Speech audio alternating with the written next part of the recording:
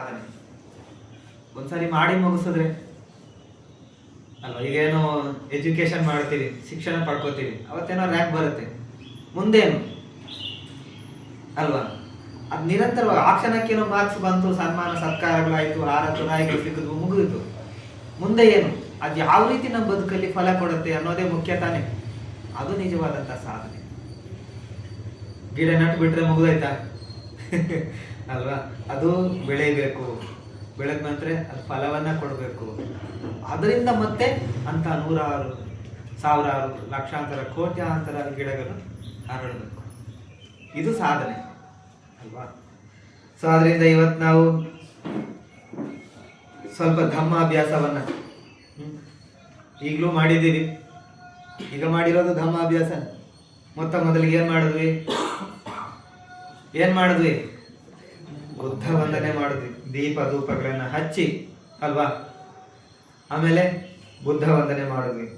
ಬುದ್ಧ ವಂದನೆ ಮಾಡಿದ್ಮೇಲೆ ಬುದ್ಧ ಧರ್ಮ ಸಂಘ ವಂದನೆ ಮಾಡಿದ್ವಿ. ಕರಣೀಯ ಮೆತ್ತ ಸುತ್ತವನ್ನ ಪಠನೆ ಮಾಡಿದ್ವಿ. ಕರಣೀಯ ಮೆತ್ತ ಸುತ್ತವನ್ನ ಪಠನೆ ಮಾಡಿದ್ವಿ. ಆಮೇಲೆ ಶೀಲ ಗ್ರಹಣ ಮಾಡಿದ್ವಿ ಅಲ್ವಾ. ಆಮೇಲೆ ಏನ್ ಮಾಡಿದ್ರಿ, ಧ್ಯಾನ ಮಾಡಿದ್ರಿ. ಇದೆಲ್ಲ ಅಭ್ಯಾಸದ ಭಾಗ. ಇದೆಲ್ಲವೂ ಕೂಡ ಅಭ್ಯಾಸದ ಭಾಗ. ಒಬ್ಬೊಬ್ರು ಒಂದೊಂದು ವಿಷಯಗಳನ್ನ ಹಿಡ್ಕೊಂಡಿರ್ತಾರೆ. ಅವರಿಗೆ ಇನ್ನೊಂದು ವಿಷಯ ಏನಾಗ ಅನ್ಸತ್ತೆ, ಅತಿರೇಕ ಅಂತ ಅನ್ಸತ್ತೆ. ಕೆಲವರಿಗೆ ಇದೆಲ್ಲ ಏನು ರಿಚುವಲ್ ಅಂತ ಕರೀತಾರೆ ಅಲ್ವಾ. ಸೊ ಅವ್ರ ದೃಷ್ಟಿಕೋನದಲ್ಲಿ ಹಂಗೆ. ಬಟ್ ನೀವು ಅದನ್ನು ಮೂಲವಾಗಿ ಆಳವಾಗಿ ಅದನ್ನು ನೋಡೋದಕ್ಕೆ ಶುರು ಮಾಡಿದ್ರೆ ಅದ್ರ ಒಳಗಡೆ ಒಂದು ತಾತ್ಪರ್ಯ ಇದೆ.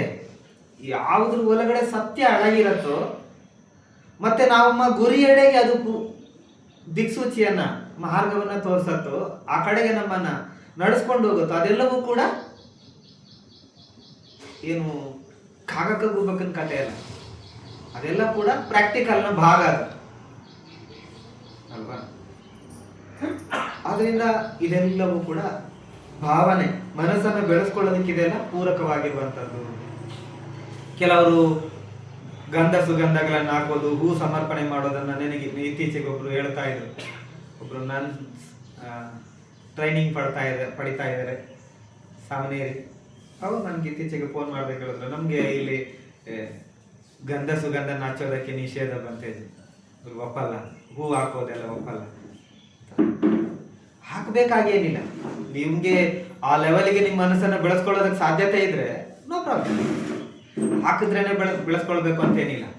ಆದ್ರೆ ಆ ಮಟ್ಟದ ಏನು ನಿಮ್ಮ ಮನಸ್ಸು ಬಲಿಷ್ಠಗೊಂಡಿಲ್ಲ ಅಂತಂದ್ರೆ ಏನ್ ಮಾಡ್ಬೇಕು, ಗೊಳಿಸೋದಕ್ಕೆ ಏನ್ ತಯಾರಿ ಬೇಕು ಅಲ್ವಾ. ಸ್ಕೂಲಿನ ಎಜುಕೇಶನ್ ನಿಮ್ಗೆ ಸಾಕಾದ್ರೆ ನೋ ಪ್ರಾಬ್ಲಮ್, ನೀವು ಟ್ಯೂಷನ್ಗೆ ಹೋಗ್ಬೇಕಾಗಿಲ್ಲ, ಇನ್ನೊಬ್ಬರಿಂದ ಮಾರ್ಗದರ್ಶನ ತಗೋಬೇಕಾಗಿಲ್ಲ. ಒಂದ್ ವೇಳೆ ನಿಮ್ಗೆ ಅಲ್ಲಿ ಸಾಕಾಗ್ತಾ ಇಲ್ಲ ಅಂತಂದ್ರೆ ಏನ್ ಮಾಡ್ಬೇಕು, ಯಾರಿಗೆ ನಮಗಿಂತ ಸ್ವಲ್ಪ ಗೊತ್ತಿದೆಯೋ ಅವ್ರದಿಂದ ಪಡ್ಕೋಬೇಕು. ಮನೆಗೆ ಬಂದ ಅದನ್ನ ಪುನರ್ಮರಣ ಮಾಡ್ಕೋತಾ ಇರಬೇಕು. ಅಥವಾ ನಿರ್ದಿಷ್ಟವಾಗಿ ಯಾರಿಂದನಾದ್ರೂ ಅದನ್ನ ಧಾರಣೆ ಮಾಡ್ಕೋಬೇಕು, ಅದನ್ನ ಗಳಿಸ್ಕೋಬೇಕು, ತಿಳ್ಕೊಳ್ಬೇಕು ಹೆಚ್ಚಿನ ಮಾಹಿತಿಯನ್ನ. ಅಷ್ಟೇ, ಇನ್ನೇನಿಲ್ಲ. ಯಾವುದೇ ಒಂದು ವಿಷಯಗಳನ್ನ ನೀವು ಅದನ್ನ ನಿರ್ದಿಷ್ಟವಾಗಿ ಹೇಳೋದಕ್ಕೆ, ನಾವು ಅದನ್ನ ಅರ್ಥಕೊಳ್ಳೋದಕ್ಕೆ ಪ್ರಯತ್ನ ಪಟ್ಟಾಗ ಇಂಥವುಗಳೆಲ್ಲ ನಮ್ಮ ಬದುಕಿಗೆ ಬೇಕಾಗ್ತವೆ. ಬಟ್ ಅದನ್ನ ನಿರ್ದಿಷ್ಟವಾಗಿ ತನ್ನ ಚಶ್ಮದೊಳಗಡೆ ನೋಡೋದಕ್ಕೆ ಪ್ರಯತ್ನ ಪಟ್ಟಾಗ ಇದೆಲ್ಲ ಕೂಡ ಅನಗತ್ಯ ಅಂತ ಅನ್ಸೋದಕ್ಕೆ ಶುರು ಆಗುತ್ತೆ. ಸಹಜ ಅಲ್ವಾ. ಮನುಷ್ಯ ಬೆಳೀತಾ ಬೆಳೀತಾ ಇದ್ದಂಗೆನೆ ಆಯಾಯ ದೃಷ್ಟಿಕೋನಗಳು ಬೆಳೀತಾ ಇರ್ತವೆ. ಆದ್ರೆ ಹಿಂಗೆಲ್ಲ ಆಗ್ತಾ ಇರುತ್ತೆ. ನಾನು ಏನ್ ಹೇಳಬೇಕು ಅಂತ ಯೋಚನೆ ಮಾಡ್ತಾ ಇದ್ದಾಗ ಸಣ್ಣ ಈ ನಾವು ಸಾಮಾನ್ಯ ಪಠನೆ ಮಾಡೋ ಸುತ್ತಗಳನ್ನ ಕನ್ನಡಿಸ್ತಾ ಇದ್ದೆ. ಅಂದ್ರೆ ಅದ್ರ ಒಳಗಡೆಯಿಂದ ಏನಾದರೂ ಹೇಳಬೇಕು ಅಂತ. ಸೊ ನಾನು ಸಹಜವಾಗಿ ನಾವು ಧಮ್ಮಚಕ್ರ ಸುತ್ತವನ್ನು ಆಧಾರವಾಗಿ ಇಟ್ಕೊಂಡು, ಸೊ ದುಃಖ ಅಂದ್ರೆ ಏನು ಅದೆಲ್ಲ ಬಹಳ ಸರಿ ಕೇಳಿರ್ತಾರೆ. ಬಟ್ ಅದನ್ನು ಸ್ವಲ್ಪ ನಿಮ್ಮ ಮುಂದೆ ಪುನರಾವಲೋಕನ ಮಾಡುವಂಥದ್ದನ್ನು ಮಾಡಿದೆ. ಆನಂತರ ದುಃಖದ ಸಮುದಾಯ ಅದನ್ನು ಸ್ವಲ್ಪ ಡಿಫ್ರೆಂಟ್ ರೀತಿಯಲ್ಲಿ ಹೇಳೋದಕ್ಕೆ ಟ್ರೈ ಮಾಡಿದೆ. ಸೊ ಸರಳವಾಗಿ ನಿರ್ದಿಷ್ಟ ಸಮಯದೊಳಗಡೆ ಅಲ್ವಾ, ಯಾಕಂದರೆ ಅದು ಬಹಳ ಪ್ರಾಮುಖ್ಯವಾದದ್ದು. ಅದಕ್ಕೆ ಅದನ್ನು ಸ್ವಲ್ಪ ಬೇರೆ ಬೇರೆ ಬೇರೆ ಸೂತ್ರಗಳನ್ನು ಆಧಾರವಾಗಿ ಇಟ್ಕೊಂಡು ಹೇಳೋದಕ್ಕೆ ಟ್ರೈ ಮಾಡಿದೆ. ಇವತ್ತು ದುಃಖ ನಿರೋಧ. ದುಃಖ ನಿರೋಧ ಅಂದರೆ ಏನು? ಧಮ್ಮಚಕ್ರ ಸುತ್ತ ಭಗವಾನ್ ಬುದ್ಧರ ಬೋಧನೆಯ ಮೊದಲ ಸುತ್ತ. ಆ ಸುತ್ತಗಳೇ ಎಲ್ಲವನ್ನ ಕೂಡ ಆಧಾರವಾಗಿ ಅದರ ಅಂಶಗಳೇ ಬೇರೆ ಕಡೆಗಳಲ್ಲೂ ಸೇರ್ಕೊಂಡಿದ್ದಾವೆ. ಯಾರು ಈ ಮಿಥ್ಯಾ ದೃಷ್ಟಿಗಳು ತನ್ನದೇ ಆದಂಥ ಕಾನ್ಸೆಪ್ಟ್ಗಳನ್ನು ಬೆಳೆಸ್ಕೊಂಡಿರ್ತಾರೋ ಮೂಲ ಭಗವಾನ್ ಬುದ್ಧರ ಬೋಧನೆಗಿಂತ ಅವ್ರಿಗೆ ಇದೇನಂತ ಅನ್ಸತ್ತೆ, ತುಂಬಾ ಸಿಲ್ಲಿ ಅಂತ ಅನ್ಸೋದಕ್ಕೆ ಶುರು ಆಗುತ್ತೆ. ಯಾಕಂದ್ರೆ ಅಲ್ಲಿ ಪದೇ ಪದೇ ಒಂದೇ ಶಬ್ದಗಳು ಪುನರಾವರ್ತನೆ ಆಗ್ತಾ ಇರ್ತವೆ. ಈ ಧಮ್ಮಚಕ್ರ ವಸ್ತುತ್ವವನ್ನು ಓದಿದ್ರೆ ನಿಮ್ಗೆ ಗಂಭೀರತೆಯ ಕೊರತೆಗಳಿದ್ದಾಗ ಅವಾಗ ಏನಾಗತ್ತೆ, ಮತ್ತೆ ಅದರ ಮೂಲ ತಾತ್ಪರ್ಯಗಳು ನಿಮ್ಗೆ ಅರ್ಥವಾಗದೇ ಇದ್ದಾಗ ಏನಾಗತ್ತೆ, ನಿಮ್ಗೂ ಅನಿಸ್ಬೋದು. ಮನಸ್ಸಿನ ಗುಣ, ಬಟ್ ಅದಕ್ಕೆ ನೀವು ಅಂದ್ಕೊಂಡಿರ್ಬಾರ್ದು. ಅದು ಅದೇ ಪದೇ ಪದೇ ಪುನರಾವರ್ತನೆ ಆಗ್ತಾ ಇರುತ್ತೆ. ಕುಬ್ಬೆ ಅನನುಸುತೆ ಸುಧಮ್ಮೆ ಸುಚಕ್ಕುಂ ಉದಪಾದಿ ಜ್ಞಾನಂ ಉದಪಾದಿ ಪನ್ಯ ಉದಪಾದಿ ವಿದ್ಯಾ ಉದಪಾದಿ ಆಲೋಕೋ ಉದಪಾದಿ ಪದೇ ಪದೇ ಬರುತ್ತೆ. ಮತ್ತೆ ಅದೇನ್ನ ಹೇಳೋದು, ಅಯಮೇವಾರಿ ಅಟ್ಟಂಗಿಕೋ ಮಗ್ಗೋ ಸಮ್ಮಾದಿಟ್ಟಿ ಸಮ್ಮಾಸಂಕು ಹೇಳ್ತಾ ಇತ್ತು. ಅದು ಪದೇ ಪದೇ ಬರ್ತಾ ಇರುತ್ತೆ. ಬಟ್ ಅದರ ಮಧ್ಯದಲ್ಲಿ ಕೆಲವು ಸೆಂಟೆನ್ಸ್ ಇದೆಯಲ್ಲ, ಇದೇ ಇರೋದು. ಈಗ ಇಲ್ಲಿ ಕಾರ್ಯ ನೀವು ಮಾಡೋದ್ರಲ್ಲಿ ಇದೆಲ್ಲ ಕೂತ್ಕೊಂಡಿದ್ದೀರಲ್ಲ, ಇದಕ್ಕೆ ಚಪ್ರ ಹಾಕಿದ್ದೀರಾ, ಶೀಟ್ ಹಾಕಿದ್ದೀರಾ. ಮೇಲ್ಮಟ್ಟದಲ್ಲಿ ಸೀಟು ಇದು ಸಿಲ್ಲಿ ಸೇಮ್ ಸೀಟು, ಆದ್ರೆ ಈ ಎಲ್ಲ ಸೀಟ್ ನಿಂತಿರೋದು ಯಾವ್ದ್ರ ಮೇಲೆ? ಬೆರಳೆಣಿಕೆಯ ಕಂಬದ ಮೇಲೆ ಅಲ್ವಾ? ಬೆರಳೆಣಿಕೆಯ ಕಂಬದ ಮೇಲೆ ಇಡೀ ನಿಮ್ಮ ನೆರಳು ಛಾಯೆಗಳು ಅದ್ರ ಮೇಲೆ ನಿಂತಿದೆ. ಹಂಗೇನೆ ಇಡೀ ತಾತ್ಪರ್ಯ ಇದೆಯಲ್ಲ, ಅಲ್ಲಿ ಕೆಲವು ಪದಗಳಿದಾವೆ ಅದ್ರ ಮೇಲೆ ನಿಂತಿದೆ. ಅದೇ ಅಮೂಲ್ಯವಾದುದು. ಶರೀರ ಇಷ್ಟೊಂದು ದೊಡ್ಡದಿದೆ, ಆದ್ರೆ ನಮ್ಮ ಬ್ಯಾಕ್ ಬೋನು ಫೇಲ್ ಆಗ್ಬಿಟ್ರೆ ನಿಜ ಅಲ್ವಾ? ಸೊ ಅವಾಗ ಇಡೀ ನಮ್ಮ ಇಷ್ಟು ಶರೀರದ ಅಂಗ, ನಮ್ಮ ಸೌಂದರ್ಯ ಇದೆಲ್ಲ ಕೆಲ್ಸಕ್ಕೆ ಬರುತ್ತಾ? ಒಳಗಡೆ ಇದೆಯಲ್ಲ ಅದು ಇಂಪಾರ್ಟೆಂಟ್. ಅದರಿಂದ ಈ ಧಮ್ಮಚಕ್ರದ ಒಳಗಡೆ ಕೆಲವು ಇಂಪಾರ್ಟೆನ್ಸ್ಗಳಿದಾವೆ. ಅದಕ್ಕೆ ವಿಶೇಷವಾಗಿ ನಾವು ಅದನ್ನ ಕೆಲವು ವಿಷಯಗಳನ್ನು ನಿರ್ದಿಷ್ಟವಾಗಿ ಸಂದರ್ಭಕ್ಕೆ ನನಗೆ ಎಷ್ಟು ನೆನಪಿಗೆ ಬರುತ್ತೆ ಅದನ್ನ ಹೇಳೋದಕ್ಕೆ. ಯಾಕಂದ್ರೆ ನೀವು ಪದೇ ಪದೇ ಅದನ್ನು ಓದ್ತಾ ಇರಬೇಕು. ಇವಾಗಲ್ಲ, ನಿಮ್ಮ ಜೀವನದ ಉದ್ದಕ್ಕೆ ಅದನ್ನು ಪದೇ ಪದೇ ಓದಬೇಕು, ಇನ್ನು ಡಿಫ್ರೆಂಟ್ ಹ್ಯಾಂಗಲ್ ಅಲ್ಲಿ. ಪ್ರಜ್ಞೆ ಬರಬೇಕಾದ್ರೆ ನಮಗೆ ಒಂದು ನಮ್ಮ ಮನಸ್ಸಿನ ದಿಟ್ಟಿ ವ್ಯೂಗಳು ಮಿಥ್ಯಾದಿಟ್ಟಿಗಳು ದೂರ ಆಗ್ಬೇಕಾದ್ರೆ ನಾವು ಅದನ್ನ ಪದೇ ಪದೇ ನಾವು ಅದನ್ನ ಅಧ್ಯಯನ ಮಾಡ್ತಾ ಇರಬೇಕು, ಅಳವಡಿಸ್ತಾ ಇರಬೇಕು, ಪುನರ್ ಅವಲೋಕನ ಮಾಡ್ತಾ ಇರಬೇಕು. ದುಃಖ ನಿರೋಧಂ ಅರಿಯ ಸಚ್ಚಂ. ದುಃಖ ನಿರೋಧ, ದುಃಖ ಇತ್ತು, ದುಃಖಕ್ಕೆ ಕಾರಣ ಇತ್ತು. ದುಃಖ ಇರೋದು ಸತ್ಯ ಲೋಕದಲ್ಲಿ, ದುಃಖಕ್ಕೆ ಕಾರಣ ಇರೋದು ಅಷ್ಟೇ ಸತ್ಯ. ದುಃಖ ನಿರೋಧಂಗರಿಯ ಸಚ್ಚಂ. ಆ ದುಃಖ ಶಮನವಾಗತ್ತೆ, ನಾಶವಾಗತ್ತೆ, ನಿಂತು ಹೋಗತ್ತೆ ಅನ್ನೋದು ಕೂಡ ಸತ್ಯ. ಏನ್ ಹೇಳ್ತಾರೆ ಭಗವಾನ್ರು? ಕಥಮಾಚ ವಿಖವೇ ದುಃಖ ನಿರೋಧಂಗರಿಯ ಸಚ್ಚಂ. ಹೇಗೆ ಅಥವಾ ಯಾವುದದು ದುಃಖವನ್ನ ನಾಶಗೊಳಿಸೋದು? ಯೋ ತಸ್ಸೆ ತಸ್ಸಹೇವ ತನ್ಹಾಯ ಅಶೇಷ ವಿರಾಗ ನಿರೋಧೋ. ವೆರಿ ಸಿಂಪಲ್ ಆಗಿ ಹೇಳ್ಬಿಟ್ಟು ಮಾಡಿ ಅಲ್ವಾ? ಏನಂತಂದ್ರು ಭಗವಾನ್ರು?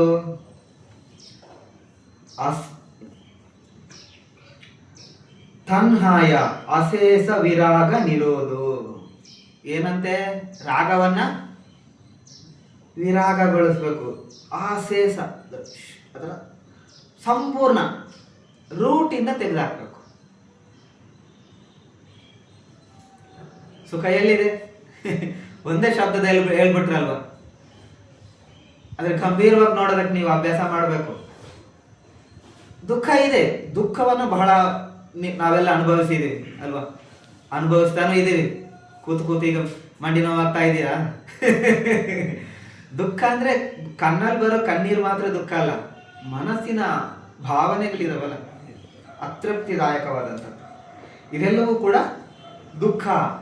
ಅದು ಪರಿವರ್ತನೆ ಆಗಿ ಮಳೆ ಹನಿ ಬೀಳ್ತಾ ಇರತ್ತೆ, ಆಮೇಲೆ ತಾನೇ ಅದು ಹರಿಯೋದಕ್ಕೆ ಶುರು ಆಗೋದು. ಮೊದಲೇ ಹಂಗೆ ಹರಿಯತ್ತ? ಹನಿ ಬೀಳ್ತಾ ಇರತ್ತೆ, ಸಣ್ಣ ಸಣ್ಣ ಹನಿಗಳು ಅಲ್ಲಲ್ಲಿ ಬೀಳ್ತಾ ಇರತ್ತೆ. ಸ್ವಲ್ಪ ಸಮಯ ಆದ್ರೆ ಇಡೀ ಭೂಮಿ ಒಂದೇ ಆಗತ್ತೆ. ಇನ್ನು ಸ್ವಲ್ಪ ಸಮಯ ಆದ್ರೆ ಅದು ಎಲ್ಲಿ ಡೌನ್ ಇರತ್ತೋ ಆ ಕಡೆಗೆ ಹರಿಯೋದಕ್ಕೆ ಶುರು ಆಗುತ್ತೆ. ಅದಕ್ಕಿಂತ ಸ್ವಲ್ಪ ಮುಂದೆ ನೋಡಿದ್ರೆ ಅದು ಚರಂಡಿ ಆಗಿ ಹೋಗ್ತಾ ಇರುತ್ತೆ. ಮುಂದೆ ನೋಡಿದ್ರೆ ದೊಡ್ಡ ಕಾಲುವೆ ಆಗಿರುತ್ತೆ, ಅದಿನ್ನೊಂದ್ ಕಡೆ ಸೇರಿ ದೊಡ್ಡ ಕೆರೆ ಕಾಲುವೆಗಳನ್ನ ತುಂಬಿರುತ್ತೆ. ಮುಂದೆ ನೋಡಿದ್ರೆ ನದಿಗೆ ಹೋಗಿ ಸೇರುತ್ತೆ. ಆ ನದಿ ಅದು ಭೀಕರವಾಗಿ ನೆರೆಯಾಗಿ ಪರಿವರ್ತನೆ ಆಗುತ್ತೆ, ಹೋಗ್ತಾ ಇರತ್ತೆ. ದುಃಖ ಹೀಗೆ ಹೆಂಗ್ ಬಿಡ್ತಾ ಇರುತ್ತೆ, ಹನಿ ಸ್ವಲ್ಪ ಸ್ವಲ್ಪ ಇರತ್ತೆ, ಬಿಟ್ಬಿಟ್ರೆ ಪ್ರವಾಹ ಆಗತ್ತೆ, ಕೊಚ್ಕೊಂಡು ಹೋಗೋದಕ್ಕೆ ಶುರು ಆಗತ್ತೆ. ನಮ್ಮನ್ನ ಕಾಪಾಡ್ಕೊಳ್ಳೋದಕ್ಕಾಗಲ್ಲ. ಯಾವ ದಾರಿನಲ್ಲಿ ನಿರಾಯಾಸವಾಗಿ ನಾವು ಹೋಗ್ತಾ ಇದ್ವು, ಹೋಗಿ ಬರ್ತಾ ಮಾಡ್ತಾ ಇದ್ವಿ ಅನ್ನೋದು, ಅದೇ ಜಾಗದಲ್ಲಿ ನಾವಿವಾಗ ಏನಾಗಿದೆ, ಆ ಒಂದೊಂದು ಹನಿಗಳು ಕೂಡ ನಮ್ಮನ್ನ ಕೊಚ್ಚಿಕೊಂಡು ಹೋಗೋ ಮಟ್ಟಕ್ಕೆ ಬಂದಿದೆ. ನಮ್ಮನ್ನ ನಾವು ನಿಯಂತ್ರಿಸೋದಕ್ಕಾಗದೇ ಇರುವ ಸ್ಥಿತಿಗೆ ಬಂದಿದೆ. ಇದು ದುಃಖ. ಅದಕ್ಕೆ ಕಾರಣ ಇದೆ, ತಿಳ್ಕೊಂಡಿದ್ದೀವಿ. ಈಗ ಆ ದುಃಖವನ್ನ ಹೆಂಗ್ ದೂರ ಮಾಡ್ಬೇಕು ಅಂತಂದ್ರು, ಅಶೇಷ ವಿರಾಗ ನಿರೋಧು, ಅದನ್ನು ಶಿಕ್ಷಾರಹಿತವಾಗಿ ಮಾಡ್ಬಿಡ್ಬೇಕು. ವೆರಿ ಸಿಂಪಲ್ ಮಾಡಿ ಮಾಡೋದಕ್ಕೆ ಪ್ರಯತ್ನ ಪಡ್ತಾ ಇದ್ದೀರಾ? ಅದನ್ನ ಬಿಟ್ರೆ ಬೇರೆ ದಾರಿ ಇಲ್ಲ. ಇದು ಅರ್ಥ ಆದಾಗ ಅಭ್ಯಾಸ ಮಾಡೋದಕ್ಕೆ ಸುಲಭ ಆಗುತ್ತೆ, ಮತ್ತೆ ಮನಸ್ಸಲ್ಲಿ ಬಹಳ ಸ್ಪಷ್ಟ ಆಗ್ತಾ ಇರುತ್ತೆ. ಈಗ ನೀವು ತಿಳ್ಕೊಂಡಿರ್ಬೋದು ಹಿಂದೆ, ಮತ್ತೊಂದ್ಸರಿ ತಿಳ್ಕೊಳ್ಳೋದ್ರ ಮುಖಾಂತರ ಏನಾಗುತ್ತೆ, ಕ್ಲಾರಿಟಿ, ಸ್ಪಷ್ಟತೆ ಆಗ್ತಾ ಇರುತ್ತೆ ಮನಸ್ಸಲ್ಲಿ. ಪದೇ ಪದೇ ನಿಮ್ಗದು ಸ್ಪಷ್ಟತೆ ಆಗ್ತಾ ಇರತ್ತೆ. ಅದರಿಂದ ನಾವು ಅದನ್ನ ಧಮ್ಮವನ್ನ ಕೇಳಬೇಕು. ನಾನು ಲಾಸ್ಟ್ ಕಳೆದ ಬಾರಿ ಕೂಡ ಅದನ್ನ ಸಮುದಾಯಕ್ಕೆ ಹೇಳಿದ್ದೆ. ಯಾಕೆ ಇದೆಲ್ಲ ಹಿಂಗಾಗ್ತಾ ಇದೆ ಅಂತಂದ್ರೆ, ಈ ಲೋಕಗಳಲ್ಲಿ ಸಿಕ್ಕಾಕೊಂಡಿರ್ತೀವಿ ಅಲ್ವಾ. ಇದೆಲ್ಲ ಏನಾಗುತ್ತೆ, ಭಗವಂತ ಏನ್ ಹೇಳ್ತಾರೆ,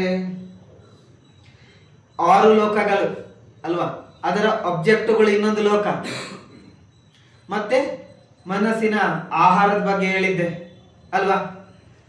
ಈ ಎಲ್ಲವೂ ಕೂಡ ನಮ್ಮ ಈ ಶರೀರಕ್ಕೆ ಹುಕ್ಕುತನ ಮಾಡಿ ನೇತಾಕ್ಸ್ಕೊಂಡ್ ಬಿಟ್ರೆ ಏನಾಗುತ್ತೆ, 6 ಇಂದ್ರಿಯಗಳು, ಅದರ ವಸ್ತು ವಿಷಯಗಳು, ಇನ್ನು ಇದೆಲ್ಲವೂ ಕೂಡ ಮನಸ್ಸಂಚೇತನ, ಪಸ್ಸ, ವೇದನೆಗಳು, ಈ ತರದ ಎಲ್ಲ ಹುಕ್ಕುಗಳನ್ನಾಗಿ ನೇತಾಡ್ಕೊಂಡ್ರೆ ನಮ್ಮ ಶರೀರ ನೇತಾಡ್ತಾ ಇರುತ್ತೆ ಹಿಂಗೆ.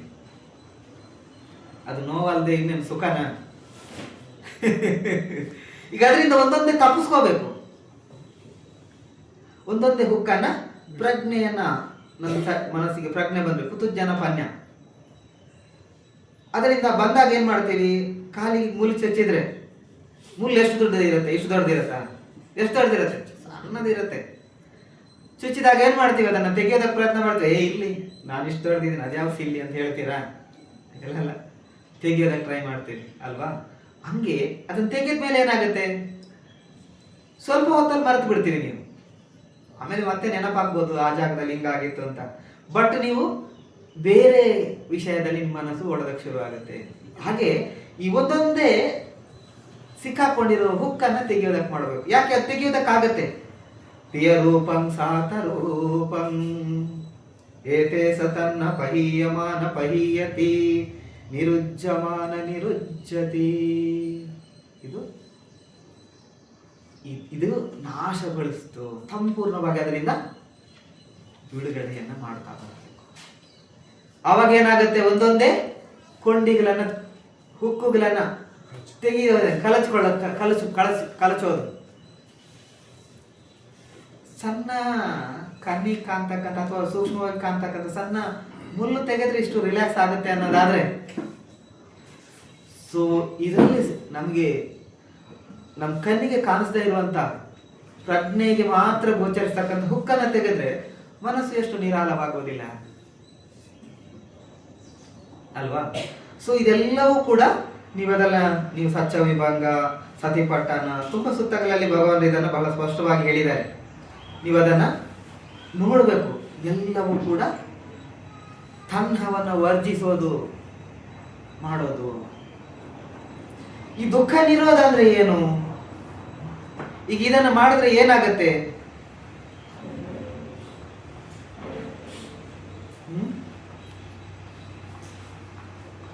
ದುಃಖ ನಿರೋಧ ಅಲ್ವಾ? ದುಃಖ ನಿರೋಧ ಅಂದ್ರೆ ತನ್ನ ನಾಶಗೊಳಿಸೋದು ಅನ್ನೋದು ಸ್ಪಷ್ಟ ಆಗೋಯ್ತು. ಮನಸ್ಸಿನ ಕ್ಲೇಶ ರಾಶಿಗಳನ್ನು ನಾಶಗೊಳಿಸೋದು. ತನ್ನರಿಂದನೇ ದ್ವೇಷ ಅತೃಪ್ತಿಗಳು ಹುಟ್ಟೋದು. ತನ್ನದಿಂದನೇ ತನ್ನ ಇದೆಯಲ್ಲ, ಇದನ್ನು ನೀವು ಪಠಿಚ್ಛ ಸಮುಪಾದದೊಳಗಡೆ ನೀವು ಅದನ್ನ ಬಿಡಿ ಬಿಡಿಯಾಗಿ ನೋಡೋದಕ್ಕೆ ಶುರು ಮಾಡಿದಾಗ ಈ ತನ್ನನೇ ಅವಿಜ್ಞಾನೇ ತನ್ನ. ಅದನ್ನು ಪಾಸ್ಟ್ ಮತ್ತು ಫ್ಯೂಚರ್, ಬದುಕಿನ 3 ಭಾಗವಾಗಿ ನೋಡಬೇಕು. Past, present, future. ಪಠಿಚ್ಛ ಸಮುಪಾದ ಇದೆಯಲ್ಲ, ಅದನ್ನು 3 ಭಾಗವಾಗಿ ವಿಂಗಡಣೆ ಮಾಡಬೇಕು. ನೀವು ಇಟ್ಕೊಂಡು ಧಮ್ಮಾಭ್ಯಾಸ ಮಾಡಿ. ಒಂದು ಭಾಗ ಪಾಸ್ಟ್ ಗತಿಸಿರುವಂಥದ್ದು, ಇನ್ನೊಂದು ಫ್ಯೂಚರು, ಇನ್ನೊಂದು ಪ್ರೆಸೆಂಟ್ ಪ್ರಸ್ತುತ. ಈ 3 ಭಾಗವನ್ನು ನೀವು ಬಿಡಿ ಬಿಡಿಯಾಗಿ ನೋಡಿದಾಗ ಈ ಕಳೆದು ಹೋಗಿರ್ತಕ್ಕಂಥದ್ದು ಮತ್ತೆ ಈಗಿರುವಂಥದ್ದನ್ನ ನೀವು ಕಂಪ್ಯಾರಿಸಮ್ ಒಂದಕ್ಕೊಂದು ಹೇಗೆ ಇದು ಒಂದಕ್ಕೊಂದು ಹೋಲಿಕೆ ಆಗ್ತಾ ಇದೆ ಅನ್ನೋದನ್ನು ನೀವು ವಿಶ್ಲೇಷಣೆ ಮಾಡೋದಕ್ಕೆ ಶುರು ಮಾಡಿದಾಗ, ನೀವು ತುಲನಾತ್ಮಕವಾಗಿ ನೀವು ಅದನ್ನು ಗಂಭೀರವಾಗಿ ನೀವು ಅದನ್ನು ಅಧ್ಯಯನ ಮಾಡೋದಕ್ಕೆ ಶುರು ಆದಾಗ ನಿಮ್ಗೆ ಸತ್ಯ ಗೊತ್ತಾಗತ್ತೆ. ಈ ತನ್ನ ಅಜ್ಞಾನಕ್ಕೂ ಅದಕ್ಕೂ ಕನೆಕ್ಷನ್ ಇದೆ. 12 ಅಕುಶಲ ಚಿತ್ತಗಳಿದಾವಲ್ಲ, ಅದರಲ್ಲಿ ಎಷ್ಟು ತನ್ನ ಮೂಲದಿಂದ ಕೂಡಿದೆ? ಎಷ್ಟಿದೆ? 8 ಇದೆ. ಅದು ಬೇರೆ ಬೇರೆ ರೂಪದಲ್ಲಿ ಇಂದ್ರಿಯ ಮತ್ತು ವಸ್ತು ಮತ್ತೆ ಮನಸ್ಸಿನ ಇದ್ರ ಮೇಲೆ ಹುಟ್ಟುತ್ತಾ ಇದೆ, ಹುಟ್ಟೋದು. ಅದು ವಿಷಯಕ್ಕನುಸಾರವಾಗಿ ಬದಲಾಗಿ. ಆ ಕಾರಣಕ್ಕಾಗಿ ಏನಾಗುತ್ತೆ? 2 ದ್ವೇಷ ಮೂಲದಿರೋದು. ಆದ್ರೆ ನಮ್ಗೆ ಕೋಪ ಬಂದಿದ್ದು ಗೊತ್ತಾಗತ್ತೆ, ಅವ್ನು ನನ್ನ ಮೇಲೆ ಕೋಪ ಮಾಡ್ಕೊಂಡ ಅನ್ನೋದು ನಮ್ಗೆ ಪದೇ ಗೊತ್ತಾಗತ್ತೆ. ಅವ್ರು ಈಗಂದ್ರು ಯಾಕಂತಾರೆ? ಅವ್ರು ಅತೃಪ್ತಿಯಲ್ಲಿದ್ದಾನೆ ಅಲ್ವಾ? ಸೊ ಇದು ಪದೇ ಪದೇ ನಮ್ಗೆ ಗೊತ್ತಾಗ್ತಾ ಇರುತ್ತೆ. ಯಾಕೆ? ನಮ್ಗೆ ಅದು ಇಷ್ಟ ಇಲ್ಲ. ಆದ್ರೆ ಇಷ್ಟ ನಮ್ಗೆ ಯಾಕಾಗಿಲ್ಲ? ನಾವು ಇಷ್ಟವನ್ನು ಬಯಸ್ತಾ ಇದ್ದೀವಿ. ಬಯಸೋದ್ರಿಂದ ತಾನೇ ನಮ್ಗೆ ಅದ ಗೊತ್ತಾಗ್ತಾ ಇರೋದು. ಬಂತೇಜಿ ಸ್ವಲ್ಪ ಗುರ್ರ ಅಂತವ್ರೆ. ಯಾಕೆ? ಬಂತೇಜಿ ಹಂಗ ಅನ್ಬಾರ್ದಿತ್ತು ಅನ್ನೋ ಭಾವನೆ ನಮ್ಮಲ್ಲಿದೆ, ಅಥವಾ ನಮ್ಮಲ್ಲಿದೆ. ಉಪಾಸಕರು ಹಿಂಗ ಅನ್ಬೇಕು ಅನ್ನೋ ಮನಸ್ಸಲ್ಲಿ ಕಾನ್ಸೆಪ್ಟ್ ಅನ್ನು ಬೆಳೆಸ್ಕೊಂಡಿದ್ದೀವಿ. ಅವ್ರು ಹೊಗಳ್ಬೇಕು, ಅವ್ರು ಹಿಂಗ ಅನ್ಬೇಕು, ಅವರು ಸಭಾಷ್ ಅನ್ಬೇಕು ಇರತ್ತೆ. ಅಭಾವ ಇರೋದಕ್ಕೆ ವಿರುದ್ಧವಾಗಿರೋದು ನಮ್ಮನ್ನು ಹುಟ್ಟತ್ತೆ. ಅದು ಒಳಗಡೆ ಇದೆ, ಅದರ ಬೀಜ, ಅದರ ರೂಟ್ಗಳಿದಾವೆ. ಯಾವ್ಯಾವಾಗ ಅದಕ್ಕೆ ಬೇಕಾದಂತ ವಸ್ತು ಇದು ಸಿಗತ್ತೆ, ನೀರು ಗೊಬ್ಬರ ಸಿಗತ್ತೆ, ಅವಾಗ ಏನಾಗುತ್ತೆ? ತಕ್ಷಣಕ್ಕೆ ಚಿಗುರೊಡೆಯೋದಕ್ಕೆ ಶುರು ಆಗುತ್ತೆ. ಈ ಬೀದಿಲಲ್ಲೆಲ್ಲ ನೋಡಿ, ಅಲ್ಲಿ ರಸ್ತೆ, ಯಾವುದೋ ಒಂದು ರಸ್ತೆ ಇರುತ್ತೆ ಅಥವಾ ಮೈದಾನ ತರ ಇರುತ್ತೆ, ಮಕ್ಕಳು ಆಟ ಆಡ್ತಾ ಇರ್ತಾರೆ, ಏನಿರಲ್ಲ, ಧೂಳ ಆಡ್ತಾ ಇರುತ್ತೆ, ಅವ್ರು ಓಡಾಡ್ತಾ ಇದ್ರೆ. ಅದ್ರೊಂದು ಮಳೆ ಬಿದ್ರೆ ಸಾಕು, ತಕ್ಷಣಕ್ಕೆ ಅದು ಎಲ್ಲಿಂದ ಬರುತ್ತೆ? ಚಿಗುರು. ಹಂಗೆ ಇದು ಕೂಡ ಅಲ್ಲಿರತ್ತೆ ಕೆಳಗಡೆ, ಯಾರು ಹಾಗೆ ಹೋಗಿ ನೆಟ್ಟಿಲ್ಲ ಏನು ಆ ಗ್ರೀನರಿಗಳನ್ನ, ಹುಲ್ಲನ್ನ. ಬಟ್ ಅದಕ್ಕೆ ಅವಕಾಶ ಸಿಕ್ಕಿದ್ರೆ ಸಾಕು, ಅದಕ್ಕೆ ಬೇಕಾದಂತ ವಾತಾವರಣ ಸಿಕ್ಕಿದ್ರೆ ಸಾಕು, ತಕ್ಷಣಕ್ಕೆ ಬರೋದಕ್ಕೆ ಶುರು ಮಾಡುತ್ತೆ. ಹಂಗೇನೆ ಮನಸ್ಸಲ್ಲಿ ಇದು ಉತ್ಪತ್ತಿ ಆಗತ್ತೆ. ಈ ಅಂಶದಿಂದ ಏನಾಗತ್ತೆ? 3 ವಿಷಯಗಳು ಬೆಳೆಯುತ್ತೆ. ಅದನ್ನು ಬೇರೆ ಬೇರೆ ವಿಷಯದಲ್ಲಿ ಕರೀತಾರೆ. ತನ್ಹ, ಮಾನ, ದಿಟ್ಟಿ, ಅಥವಾ ಲೋಭ, ದೋಷ, ಮೋಹ ಅಂತ ಕರೀತೀವಿ. ಈ 3 ವಿಷಯಗಳು ಏನಾಗ್ತವೆ? 10 ಬಂಧನಗಳಾಗ್ತವೆ. ಎಷ್ಟು ಬಂಧನ ಆಗತ್ತೆ? 10 ಬಂಧನಗಳಾಗ್ತವೆ. ನಿಮ್ಗೆ ಈಗ ಒಂದು ಯೋಚನೆ ಮಾಡಿ, 10 ಸರಪಳಿಯಲ್ಲಿ ನಿಮ್ಮನ್ನು ಬಿಗಿತಾರೆ, ಹೆಂಗಾಗತ್ತೆ ಅಲ್ವಾ? ರಿಲ್ಯಾಕ್ಸ್ ಅಂತ ಅನ್ಸತ್ತ? ಈಗ ಮನಸ್ಸಿನ ಈ ಬದುಕಿನ ಭಾವಬಂಧನದಲ್ಲಿ ಹೆಂಗಿದೆ ಅಂದ್ರೆ 10 ಸರಪಳಿಗಳಿಂದ ಈ 3 ವಿಷಯ ಇರೋದು. ವಿಷಯ 10 ಇಲ್ಲ, 3 ವಿಷಯದಿಂದ 10 ಬಂಧನಗಳಾಗ್ತವೆ. ಎಲ್ಲಿವರೆಗೂ ಈ 10 ಬಂಧನ ಇರುತ್ತೆ ಅಲ್ಲಿವರೆಗೂ ನಾವು ನಿರಾಳರಾಗಿ ಆರಾಮವಾಗಿ ಇರಕ್ಕಾಗಲ್ಲ. ಹಿಂಗೆ ಒಂದು ವೇಳೆ ಎಕ್ಸಾಂಪಲ್, ಈ ಮರಣ ಪೆಟ್ಟಿಗೆ ಒಳಗಡೆ ಹಿಂಗ್ ಹಾಕ್ಬಿಟ್ಟು ನಾವು ಇದು ಬಿಟ್ರೆ ಹೆಂಗಾಗತ್ತೆ? ಎಷ್ಟೊತ್ತು ಇರಕ್ಕಾಗತ್ತೆ? ಚಡಪಡಿಸ್ತಾ ಇಲ್ವೋ? ಮನಸ್ಸನ್ನು ಚಡಪಡಿಸ್ತಾ ಇರುತ್ತೆ. ಕೆಲವು ಸರಿ ನೀವು ನೋಡಿ ಬದುಕಲ್ಲಿ ಏನಾದರೂ ಸುಖನೇ ಇಲ್ಲ. ಕೋಟಿ ಇದ್ದವರು ಹೇಳ್ತಾರೆ ಈ ಮಾತನ್ನ, ಏನು ಇಲ್ಲದೆ ಇರೋರು ಹೇಳ್ತಾರೆ ಏನ್ ಮಾಡಿದ್ರು ಅಂತ ಬರುತ್ತೆ. ಅಂದ್ರೆ ಆ ಮನಸ್ಸಿಗೆ ಏನ್ ಬಯಸತ್ತೆ ಅನ್ನೋದು ಯಾರಿಗೂ ಗೊತ್ತಿಲ್ಲ. ಯಾಕಂದ್ರೆ ಮಿಥ್ಯಾ ದೃಷ್ಟಿಗಳು ತುಂಬಿಕೊಂಡಿರ್ತವೆ. ಆ ಕಾರಣ ಅಸತ್ಯಕ್ಕನುಸಾರವಾಗಿ ನೀವು ಅದನ್ನ ನೋಡಿದ್ರೆ, ಮನಸ್ಸಿನ ರಾಗವನ್ನ ವಿರಾಗ ಮಾಡಿದ್ರೆ, ಇದೇ ಇದರಲ್ಲಿ ಗಿರಿಮಾನಂದ ಸೂತ್ರದಲ್ಲಿ ಹೇಳ್ತಾರೆ,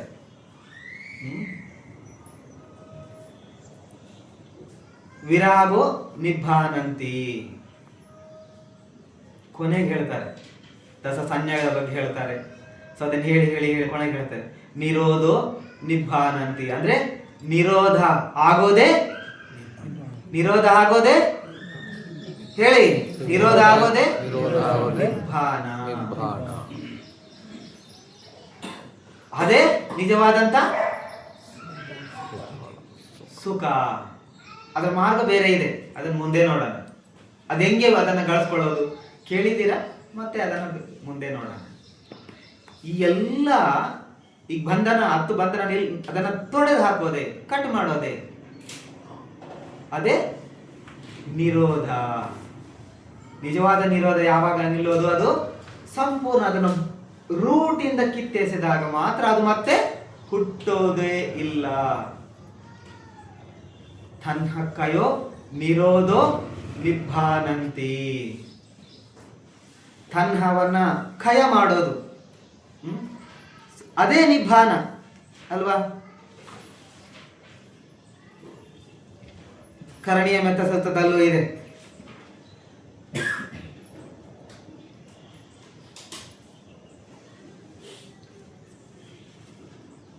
ಕಾಮೇಸು ವಿನಯ್ಯ ಗೇದನ್ ನಹಿ ಜಾತು ಗಬ್ಬಸೆಯ್ಯಂ ಪುನರೇತೀತಿ. ಕರಣೀಯ ಮೆತ್ತ ಸುತ್ತ ಓದ್ತೀರಾ? ಎಲ್ಲ ಒಂದೊಂದು ಪದ ಇಟ್ಕೊಂಡ್ರೆ ನಾವು ದೂರ ಹೋಗ್ಬೇಕಾಗಿಲ್ಲ, ಇಡೀ ಧಮ್ಮಚಕ್ರ ಹೋಗ್ಬೇಕಾಗಿಲ್ಲ, ಅಲ್ಲಿ ಇದೆ. ಕಾಮೇಸು ವಿನಯ್ಯ ಗೇದನ್, ಅದರಲ್ಲಿ ನೀವು ಏನು ಅತಿರೇಕಗಳನ್ನು ಹೊಂದದೇ ಇದ್ದಾಗ, ಯಾವುದರಲ್ಲಿ? ಇಂದ್ರಿಯ ಸುಖಭೋಗದಲ್ಲಿ.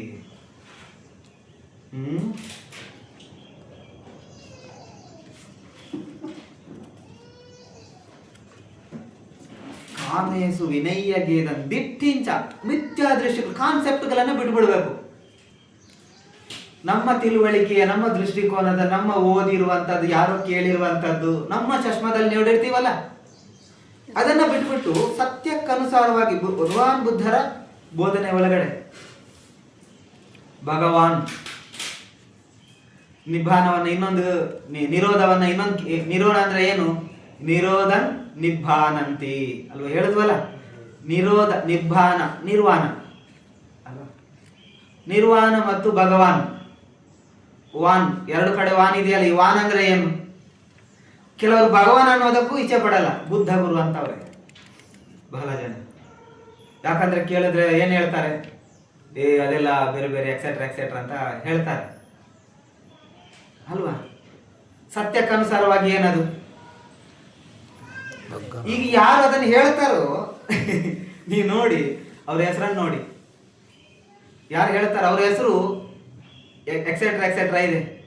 ಅವ್ರು ಇದಕ್ಕೇನು ಹೇಳ್ತಾರೆ? ಭಗವಾನ್ ಅಂದ್ರೆ ಇದೆಲ್ಲ ಬೇರೆ, ಅವರು ತಪ್ಪುಗಳನ್ನ ನಮ್ಗೆ ಹೇಳಿದ್ದಾರೆ, ಬಾಲ್ಯದಿಂದ ಹೇಳ್ಕೊಟ್ಟು ಬಂದು ನಾವು ಅದನ್ನ ಹೇಳ್ತಾ ಇದೀವಿ, ಅದರಿಂದ ನಾವು ಹಂಗೆ ಹೇಳಲ್ಲ.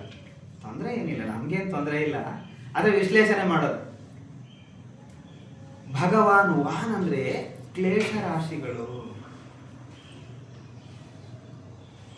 ನಿರ್ವಾಣ ನಿಬ್ಬಾನ ಅಂತಂದ್ರೆ ಅಂದ್ರೆ ತಡೆಯೋದು. ಅಂದ್ರೆ ತಡೆಯೋದು. ನಿರ್ವಾಣ, ನಿಭಾನ. ಅಂದ್ರೆ ತಡೆಯೋದು, ಆರಿಸೋದು, ದೂರೀಕರಿಸೋದು, ಅದನ್ನ ಪರಿಶುದ್ಧ ಸ್ವಚ್ಛಗೊಳಿಸೋದು, ಕಶ್ಮಲಗಳನ್ನು ಪರಿಶುದ್ಧವಾಗಿ ಕಿತ್ತಾಕೋದು, ತೊಡೆದು ಹಾಕೋದು, ನಿರ್ಮೂಲನೆ ಮಾಡೋದು. ಯಾವುದನ್ನ? ಅದಕ್ಕೆ ಹೇಳ್ತಾರೆ ಭಗ್ಗರಾಗೋ ಭಗ್ಗದೋಸೋ ಭಗ್ಗ ಮೋಹೋತಿ ಭಗವ.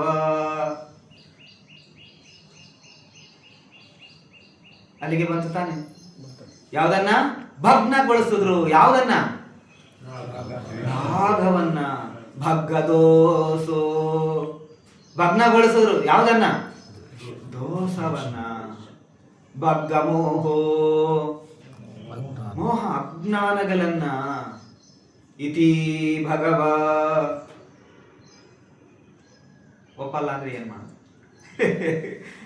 ಅಲ್ವಾ? ಯಾರನ್ನ ಒಪ್ಸೋದು ನಮ್ ಕೆಲ್ಸನ ಅಲ್ಲ.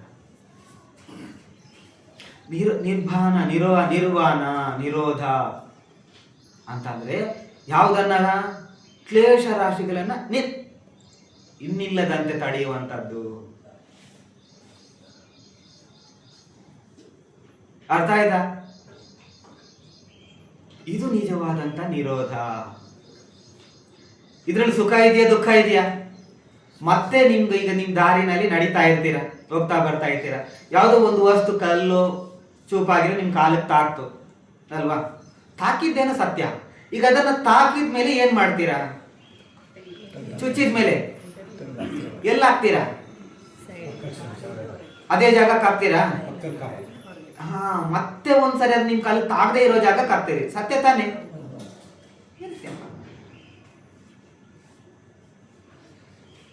ಇದು ಸತ್ಯ.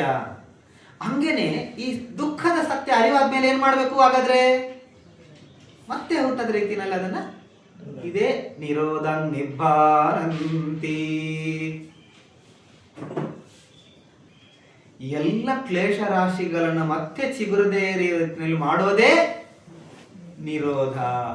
ಇದೇ ನಿಬ್ಬಾನ. ನೀವು ಧಮ್ಮಚಕ್ರ ಇದೆಯಲ್ಲ, 8 ಅಷ್ಟಾಂಗ ಇದನ್ನ ಹಾಕಿರ್ತೀವಲ್ಲ, ಅದರಲ್ಲಿ ಇದು ಬರುತ್ತೆ. ನೀವು ಬಿಡಿ ಬಿಡಿಯಾಗಿ ಅದನ್ನ ನೀವು ನೋಡೋದಕ್ಕೆ ಶುರು ಮಾಡಿದಾಗ 8, ಇನ್ನೊಂದು ಧಮ್ಮಚಕ್ರದಲ್ಲಿ 24 ಇರುತ್ತೆ. ನೀವು ಅದನ್ನ ಈ 4 ಆರ್ಯ ಸತ್ಯಗಳನ್ನು ಬಿಡಿ ಬಿಡಿಯಾಗಿ ನೋಡಿದಾಗ ಸೊ ನಿಮ್ಗಲ್ಲಿ ಬಹಳ ಸ್ಪಷ್ಟ ಇದೆ. ಮೊದಲನೇ ಆರ್ಯ ಸತ್ಯದಲ್ಲಿ ಎಷ್ಟು ಅಂಶ ಇದೆ, ಆಮೇಲೆ 2ನೇದ್ದು, ಆಮೇಲೆ 3ನೇದ್ದು, ಆಮೇಲೆ 4ನೇದ್ದು. ಎಲ್ಲವನ್ನು ಬಿಡಿ ಬಿಡಿಯಾಗಿ ನೋಡಿದ್ರೆ ನಾವು ಅದನ್ನ ಕೆಣಕೋದಕ್ಕೆ ಹೋದಾಗ ಸಮಯ ಹಿಡಿಯುತ್ತೆ. ಮೊದಲನೇದ್ರಲ್ಲಿ ಗೊತ್ತಿದೆಯಲ್ಲ 12 ಇದೆ, 2ನೇದ್ರಲ್ಲಿ 3 ಇದೆ, 3ನೇದ್ರಲ್ಲಿ 1 ಇದೆ. ಯಾಕೆ 1 ಹೇಳಿದೀವಿ ಅಂದ್ರೆ ನಿರೋಧವೇ ಅಲ್ಲಿ ಮೂಲ. ಇನ್ನು ಅದಕ್ಕೆ ಬೇಕಾಗಿರೋದನ್ನ ಕೆಳಗೆ ಅದಕ್ಕೆ ಏನ್ ಹೇಳ್ತಾರೆ? ಚಾಗು ಪಡಿ ನಿಸ್ಸರ್ಗು ಮುಕ್ತಿ. ಯಾವಾಗ ಮುಕ್ತಿ? ಮುಕ್ತರಾಗೋದು ಅಲ್ವಾ? ಅದರ ಮೂಲ ಯಾವುದು? ನಿರೋಧ. ಇನ್ನು ಕೊನೆಗೆ 8. ಒಟ್ಟು ಎಷ್ಟಾಯ್ತು? 24. ಆದ್ರಿಂದ ಈ ಅಂಶ ಇದೆಯಲ್ಲ, ಈ ನಿರೋಧ, ಇದನ್ನ ನಾಶಗೊಳ್ಳೋದೇ ಅದೇ ನಾಶಪಡಿಸೋದು. ಕ್ಲೇಶ ರಾಶಿಗಳನ್ನ ನಾಶಪಡಿಸೋದು, ತಡೆಯೋದು. ಆ ಬೆಂಕಿಯನ್ನ, ಜ್ವಾಲೆಯನ್ನ, ನೋವಿನ ಜ್ವಾಲೆ ಅದನ್ನ ಹಾರಿಸೋದು, ಅದೇ ನಿರೋಧ. ನಿರೋಧವೇ ನಿಬ್ಬಾನ.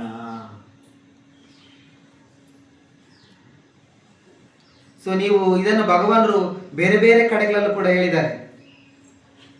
ನೀವು ರತನ ಸೂತ್ರದಲ್ಲಿ ಇದೆ, ಖಯಂ ವಿರಾಗಂ ಅಮತಂ ಪನೀತಂ ಯದಜ್ಜಗ ಸಾಕ್ಯ ಮುನಿ ಸಮಾಹಿತೋ.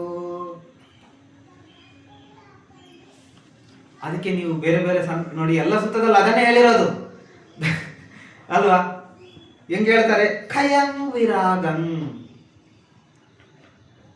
ರಾಗವನ್ನ ಕ್ಷಯ ಮಾಡಿದ್ರೆ ಅದೇನಂತ ಕರೀತಾರೆ? ಅದನ್ನ ಅಮತಂ ಪನೀತಂ, ಪ್ರಣೀತವಾಗತ್ತೆ. ಏನಂತೆ? ಅಮತ ಅಂದ್ರೆ ಏನು? ಅಮೃತ. ಅಮೃತ ಅಂದ್ರೆ ಏನು? ಮೃತ. ಹುಟ್ಟಿದ್ರೆ ತಾನೆ ಸಾಯೋದು. ಮೊಳಕೆ ಬಂದ್ರೆ ತಾನೇ ಚಿಗುರೊಡೆಯೋದು, ಅದು ಮುಲ್ ಬಿಡೋದು, ಕಾಲಿಗೆ ತಾಗೋದು. ಚಿಗುರೊಡೆದಕ್ಕೆ ವಾಪಸ್ ಕೊಟ್ಟಿಲ್ಲ ಅಂತಂದ್ರೆ ಖಯಂ ವಿರಾಗಂ ಅಮತಂ ಪನೀತಂ. ಭಗವಂತ ಏನನ್ನು ಕಳಿಸೋದ್ರು? ಖಯ ಮಾಡೋದನ್ನು ಕಳಿಸೋದ್ರು. ಇದೇ ಪನೀತ, ಪ್ರಣೀತಗೊಳಿಸುತ್ತೆ, ನಿಮ್ಮ ಮನಸ್ಸನ್ನು ಪುನೀತಗೊಳಿಸುತ್ತೆ.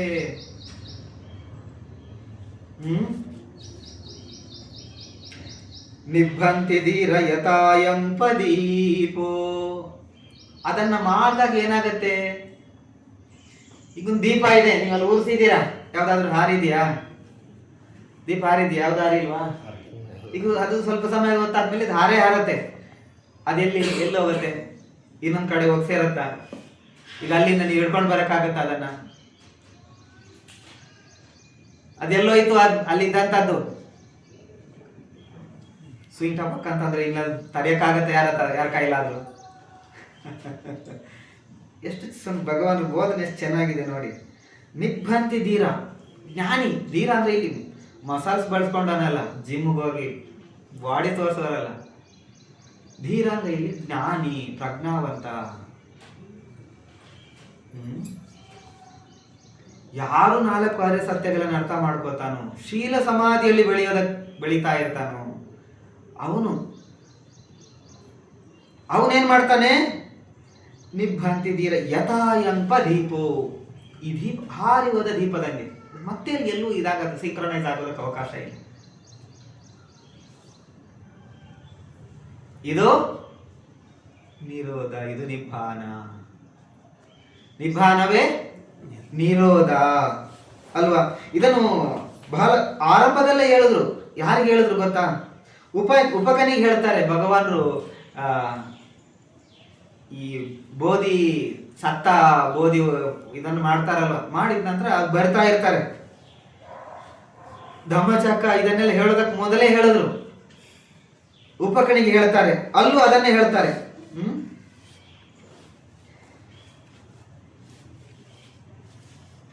ಅತಸ್ಸ ಕಂಕ ವಪಯಂತಿ ಸಭ ಯಥಾಪಜಾನಾತಿ ಸಾಹೇತು. ಕಂಕ ಕ್ಲೇಶಗಳು, ಕಲ್ಮಶಗಳು. ನಾನೇನ್ ಮಾಡಿದೆ? ಮೊದಲು ಅವರು ಬೋಧಿ ಪಕ್ಯದಲ್ಲಿ ಮೊದಲ ವಾರದಲ್ಲಿ ಧ್ಯಾನ ಮಾಡ್ತಾರಲ್ವ, ಆವಾಗ ಹೇಳೋದಿತ್ತು. ಯದಾ ಹವೆ ಪಾತು ಭವತಿ ಧಮ್ಮ ಆತಾಪಿನೋ ಜಾಯತೋ ಬ್ರಹ್ಮನಸ್ಸ ಅತಸ್ಸ ಕಂಕ ವಪಯಂತಿ ಸಬ್ಬ ಯಥಾಪಜಾನಾತಿ ಸಾಹೇತು ಧಮ್ಮಂತಿ. ನೋಡಿದ್ರು, ವಾಕ್ ಮಾಡೋದಕ್ಕೆ ಮೊದಲು ನೋಡ್ಬೇಕು. ಇತ್ತೀಚೆಗೆ ನನಗೊಬ್ರು ಯಾರೋ ಹೇಳಿದ್ರು, ಈ ಶೂ ಇದೆಯಲ್ಲ ಅದ್ರ ಒಳಗಡೆ ಒಂದು ಹಾವು ಸೇರಿತ್ತು ಅಂತ. ನೋಡದೆ ಕಾಲು ಹಾಕ್ಬಿಟ್ಟಿದ್ರೆ ಕಚ್ಚಿಸ್ಕೊಳ್ಬೋದು. ಹಂಗೇನೆ ನಾವು ಕೆಳಗಡೆ ನೋಡದೆ ನಮ್ಮ ಸತಿ ಎಲ್ಲೆಲ್ಲೋ ಮಾಡ್ಕೊಂಡ್ಬಿಟ್ರೆ ಅಲ್ಲಿರುವ ವಸ್ತುಗಳು ನಮಗೆ ಎಡವೋದು, ಚುಚ್ಚೋದು ಎಲ್ಲ ನಡೀತಾ ಇರುತ್ತೆ ಅಲ್ವಾ? ಸೊ ಹಾಗೆ ಭಗವಾನ್ ಏನ್ ಹೇಳಿದ್ರು, ಹೆಂಗಿದೆಯೋ ಹಂಗೆ ನೋಡಿದೆ, ಅವಾಗ ನನ್ಗೇನು ಕಾನ್ಸೆನ್ಸು? ಎಲ್ಲ ಕಲ್ಮಶಗಳು ಕಾಣಿಸ್ತು. ಅದನ್ನ ನಾನು ಯಥಾಭೂತ ಅದು ಹೆಂಗಿದೆಯೋ ಅದೇ ರೀತಿ ನೋಡಿದೆ ಅಂತ ಹೇಳಿದ್ರು. ಏನದು? ಇದೇ ಕ್ಲೇಶಗಳು.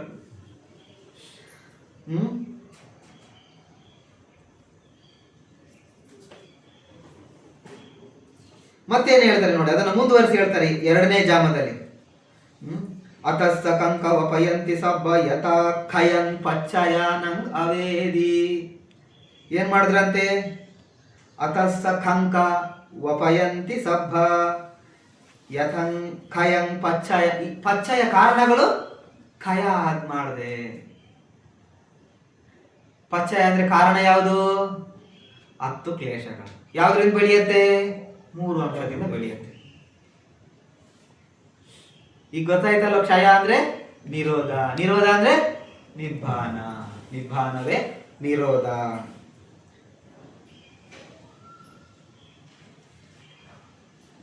ಆಮೇಲೆ ಅವರು ಈ ಪ್ರತಿ ಒಂದು ವಾರ ಧ್ಯಾನ ಮಾಡ್ತಾರೆ, ಅಲ್ಲಿ ಒಂದೊಂದು ಕಡೆ ಒಂದೊಂದು ಜಾಗದಲ್ಲಿ ಧ್ಯಾನ ಮಾಡ್ತಾರೆ. ಸೊ ನೋಡಿ, ನಾನು ಇದನ್ನು ಯಾಕೆ ನಿಮ್ಗೆ ಹೇಳ್ತಾ ಇದ್ದೀನಿ ಅಂದ್ರೆ, ನೀವು ಎಲ್ಲ ಗಾಥೆಗಳಲ್ಲೂ ಕೂಡ ಈ ಸತ್ಯ ಇದೆ. ನಾವು ದೈನಂದಿನ ಬದುಕಿಗೆ ನೀವೇನು ಇದನ್ನ ನೀವು ಓದ್ತಾ ಇರ್ತೀರಲ್ವಾ, ಇದ್ರ ಒಳಗಡೆ ಎಷ್ಟು ಗಂಭೀರ ಸತ್ಯ ಇದೆ ಅಂತ ನಿಮ್ಗೆ ಅರ್ಥ ಆಗ್ಲಿ ಅಂತ ಹೇಳ್ತಾ ಇರೋದು. ದೊಡ್ಡ ದೊಡ್ಡ ಸುತ್ತಗಳನ್ನ ಎಲ್ಲಿ ಏನಿದೆಯೋ ಇಲ್ಲೂ ಅದನ್ನೇ ಭಗವಾನ್ ಹೇಳಿದ್ದಾರೆ.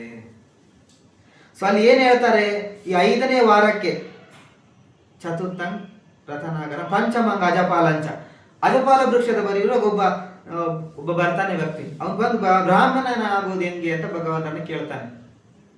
ಭಗವಾನ್ರಿಗೆ ಗೊತ್ತಿತ್ತು, ಭಗವಾನರು ಧಮ್ಮಚಕ್ಕಕ್ಕಿಂತ ಮೊದಲು ಧಮ್ಮ ಹೇಳಿದ್ದಾರೆ. ಆದ್ರೆ ಅದನ್ನು ಅಥೆಂಟಿಕ್ ಆಗಿ ಭಗವಾನರು ಧಮ್ಮಚಕ್ಕ ಅಂತ ಯಾಕೆ ಹೇಳಿಲ್ಲ ಅವ್ರಿಗೆ ಅಂದ್ರೆ ಅವ್ರಿಗೆ ಅರ್ಥ ಮಾಡ್ಕೊಳ್ಳೋ ಶಕ್ತಿ ಇರಲಿಲ್ಲ. ಬಟ್ ಅವ್ರಿಗೆ ಎಷ್ಟು ಬೇಕೋ ಅಷ್ಟು ಹೇಳಿದ್ದಾರೆ ಅಲ್ವಾ. ಏನ್ ಹೇಳಿದ್ರು,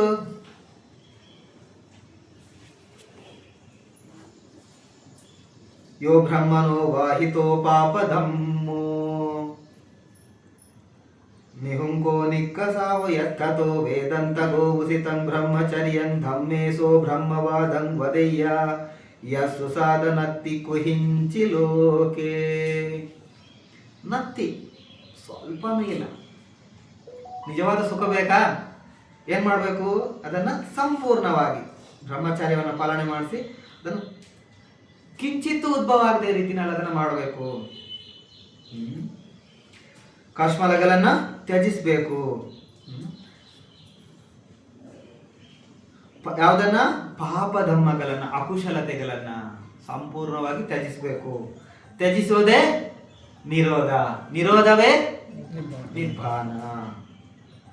ಮತ್ತೆ ಮುಚಲಿಂದ, ಅಲ್ಲೂ ಕೂಡ ಮುಚಲಿಂದದಲ್ಲಿ, ಮುಚಲಿಂದ ಅಂದ್ರೆ ಬಹಳ ಜನ ಅದನ್ನ ಆ ಕೆರೆಯ ಹೆಸರು ಮರದ, ಮರ ಮುಚಲಿಂದ ವೃಕ್ಷಕ್ಕೆ ಬರ್ತಾರೆ. ಅಲ್ಲಿ ಅದು ಹಿಂಗೆ ಏನು ಸ್ಲೂಪ್ ಆಗಿರುತ್ತೆ, ತಗ್ಗು ಪ್ರದೇಶದಲ್ಲಿ ಇರುತ್ತೆ. ಮಳೆ ಬರುತ್ತಾಗ ಅದು ನೀರು ನಿಲ್ಲತ್ತೆ, ಅದು ಸಣ್ಣ ಏನು ಸರೋವರದ ರೀತಿಯಲ್ಲಿ ಕ್ರಿಯೇಟ್ ಆಗುತ್ತೆ. ಸೊ ಅದರ ಸವಿನೆನಪಿಗಾಗಿ ಅದು ಮಾಡೆಲ್ ಆಗಿ ಮಾಡಿರೋದು. ಸೊ ಇಲ್ಲೂ ಕೂಡ ಅದನ್ನೇ ಹೇಳ್ತಾರೆ, ಸುಖೋ ವಿವೇಕ ತೊಟ್ಟಸ್ಸ ಸುತಧಮ್ಮಸ್ಸ ಪಸ್ಸತೋ ಅಭ್ಯಪಜ್ಜಂ ಸುಖಂ ಲೋಕೆ ಪಾನಭೂತೇಸು ಸಂಯಮೋ ಸುಖ ವಿರಾಗತೋ ಲೋಕೆ ಕಾಮಾನಂ ಸಮತಿಕ್ಕಮೋ ಅಸ್ಮಿಮಾನಸ್ಸ ಯೋ ವಿನಯೋ ಏತಂಗ್ವೇ ಪರಮಂ ಸುಖಂತಿ. ಯಾವುದು ಸುಖ ಅಂತೆ, ಎಷ್ಟು ಚೆನ್ನಾಗಿದೆ ನೋಡಿ. ಸುಖ ವಿರಾಗತೋ ಲೋಕೆ, ಯಾವಾಗ ಸುಖ ಸಿಗೋದು, ಲೋಕ, ಯಾವ ಲೋಕ, ಸಂಕಿತ್ತೇನ ಪಂಚ ಉಪಾದಾನ ಖಂದ ದುಃಖ. ಇಂದ್ರಿಯ ಸುಖ ಭೋಗಗಳು ದುಃಖವನ್ನೇ ತರುತ್ತೆ. ಹುಕ್ಕನ್ನ ಕಲಿಸಬೇಕು. ನಾನು ಹೇಳಿದ್ದು ಕುತ್ರ ಕೊಡ್ಬೇಕು ತಾನೆ, ಕಲಚೋದು ಹೆಂಗೆ ಗೊತ್ತಾಯ್ತಾ ಈಗ? ನೋಡಿ, ಭಗವಾನ್ ಭೇದ ಮಾಡಿಲ್ಲ, ಅವ್ನಿಗೆ ಅರ್ಥ ಆಗಲ್ಲ ಅಂತ ಹೇಳಿ ಸುಮ್ಮನೆ ಹೋಗಿಲ್ಲ, ಇವ್ನಿಗೆ ಅರ್ಥ ಆಗಿಲ್ಲ ಯಾವ ಸೀಮೆ ಅವನು ಅಂತ ಹೇಳಿ ಅವ್ನು ಸತ್ಯ ಹೇಳಿದ್ರು, ಒಂದಿನ ಅವ್ನಿಗೆ ಅರ್ಥ ಆಗುತ್ತೆ ಅಂತ. ಆದ್ರೆ ಅವ್ನು ಸಂಪೂರ್ಣ ಬಿಡಿಸಿ ಹೇಳಿಲ್ಲ, ಯಾಕಂದ್ರೆ ಇವನಿಗೆ ಎಷ್ಟು ಸಾಕು. LKG ಅವನಿಗೆ ಏನು ಕೊಡ್ಬೇಕು, ಎಲ್ಲೆಲ್ಲಿ ಟೀಚಿಂಗ್ ಕೊಟ್ರೆ ಅರ್ಥ ಆಗತ್ತಾ, ಅಷ್ಟೇ ಕೊಡ್ಬೇಕು. ಸಣ್ಣ ಮಕ್ಳು ಇರ್ತಾರಲ್ಲ, ಅವ್ರನ್ನ ಎಲ್ಲಿ ಓಡೋದಕ್ಕೆ ಬಿಡ್ಬೇಕು, ಅಂಗಳದಲ್ಲಿ ಓಡೋದಕ್ಕೆ ಬಿಡ್ಬೇಕು. ಓಡ್ಬಿಟ್ಟು ಅಲ್ಲಿ ಬಾ ಅಂತ ಮ್ಯಾರಥಾನ್ಗೆ ಬಿಟ್ರೆ ಸಕ್ಸಸ್ ಆಗ್ತೀರಾ? ಆಗಲ್ಲ. ವಿರಾಗತೋ ಲೋಕೆ, ಈ ಲೋಕದಲ್ಲಿ ಸಿಕ್ಕಾಕೊಂಡಿದ್ದೀವಿ. ಚಕ್ಕು ಲೋಕೆ, ಸೋತ ಲೋಕೆ, ಗಾನ ಲೋಕೆ, ಜೀವ ಲೋಕೆ, ಕಾಯ ಲೋಕೆ, ಮನ ಲೋಕೆ. ಇನ್ನಾದ್ರೂ ಆಬ್ಜೆಕ್ಟ್ಗಳು, ಇದರಿಂದ ರಾಗ ಇದೆ, ಇದರಲ್ಲಿ ತನ್ನ ಹುಟ್ಟತ್ತೆ, ವಿರಾಗ ಆಗ್ಬೇಕು. ಕಾಮಾನಂ ಸಮತಿಕ್ಕಮೋ ಅಸ್ಮಿಮಾನಸಯೋ ವಿನಯೇ ಏತಂಗ್ವೆ ಪರಮಂ ಸುಖಂ. ಇಲ್ಲಿ ಸುಖ ಉತ್ಪತ್ತಿ ಆಗತ್ತೆ. ಸುಖ ಹೆಂಗ್ ಸಿಗತ್ತೆ ಅಂತ ಕೇಳ್ತಾನೆ. ಈ ಲೋಕದಲ್ಲಿ ಶಾಂತಿ ನೆಲೆಸಬೇಕಾದ್ರೆ, ಸುಖ ಸಿಗ್ಬೇಕಾದ್ರೆ ಏನ್ ಮಾಡ್ಬೇಕು ಅಂತ ಒಂದು ದೇವತೆ ಪ್ರತ್ಯಕ್ಷ ಆಗಿ ಆ ಮುಸಲಿಂದ ಸರೋವರದಲ್ಲಿ ಬುದ್ಧರನ್ನ ಕೇಳುತ್ತೆ. ಆವಾಗ ಭಗವಾನರು ಗಾತೆ ಹೇಳ್ತಾರೆ, ಬರೀ ಗಾತೆಯಲ್ಲಿ ಉತ್ತರ ಕೊಡ್ತಾರೆ ಅಷ್ಟೇ.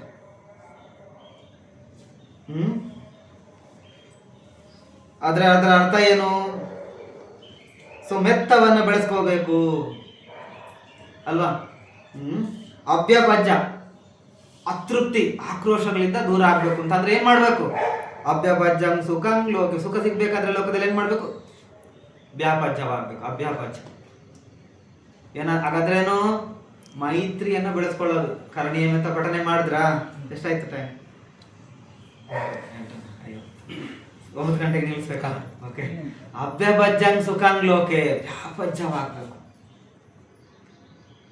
ಮನಸ್ಸಲ್ಲಿ ತೃಪ್ತಿ ಬರುತ್ತಲ್ವಾ, ತಡಿಬೇಕು. ಅದಕ್ಕೇನ್ ಮಾಡ್ಬೇಕು ಹಂಗಂದ್ರೆ ಮೈತ್ರಿಯನ್ನ ಬೆಳೆಸ್ಬೇಕು. ಏನ್ ಮಾಡ್ಬೇಕಂತಂದ್ರು ಕರಣೀಯ ಮೆತ್ತ ಕುಸಲೇನ ಯಂತಂ ಸಂತಂ ಪದಂ ಅಭಿಸಮೆಚ್ಚ. ಈ ರಸ್ತೆ ಹೆಂಗಿದೆ, ಬುದ್ಧ ಮಾರ್ಗ ಹೆಂಗಿದೆ? ಇಲ್ಲ ಕುಶಲತೆಗೆ ಜಾಗ ಇದೆಯಾ? ಇಲ್ಲ. ಅವು ನಮ್ಮವನ್ ಇರ್ಬೋದು, ಇವನಿರ್ಬೋದು, ಇದೆಲ್ಲ ಇಲ್ಲ. ಒಳ್ಳೆಯದು ಕೆಟ್ಟದು, ಇನ್ನೊಬ್ರಿಗೆ ಕೆಟ್ಟದ್ದು ಮಾಡಿದ್ರೆ ಆ ಚಿತ್ತ ನಮಗೂ ಹುಟ್ಟತ್ತೆ, ನಮ್ಮವ್ರಿಗೂ ಹುಟ್ಟತ್ತೆ. ನಮ್ಮವ್ರಿಗೆ ಅದು ಬರಬಾರ್ದು ಅಂತಾನೆ ಅನ್ನೋದು ಏನ್ ಮಾಡ್ಬೇಕು? ಅನ್ಯರಿಗೂ ಅದನ್ನು ಬಳಸಬಾರ್ದು ಅಷ್ಟೇ.